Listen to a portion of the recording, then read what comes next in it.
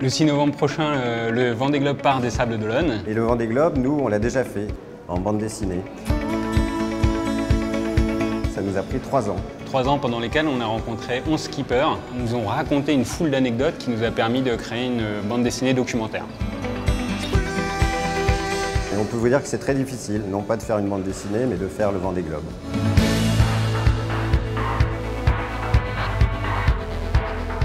En 2012, j'arrive dans les mers du Sud. Le soir même, j'ai fait un départ à l'abatté en fait.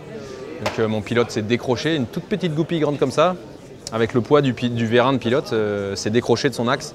Du coup, le vérin est tombé et forcément ne gouvernait plus, ne dirigeait plus le bateau. Dans la grand voile, il y avait des dégâts, j'ai abîmé les chariots de latte. C'est des chariots qui coulissent le long du mât pour monter la voile. Malheureusement, j'en avais de rechange, mais qui n'étaient pas du bon diamètre. Il a fallu que je trouve plein de solutions. J'ai fait de la résine pour combler l'espace entre l'axe et la pièce que j'avais, qui n'était donc pas aux bonnes dimensions.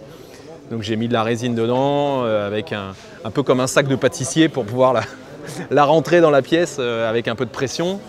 Donc voilà, tout ça, c'était effectivement, pour moi, c'était premier warning par rapport aux mers du Sud et au fait que la course peut s'arrêter très rapidement.